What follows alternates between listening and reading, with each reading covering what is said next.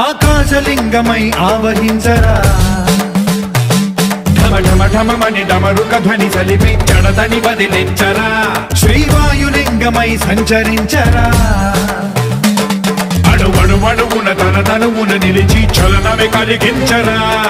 భస్మం చేసే అసురు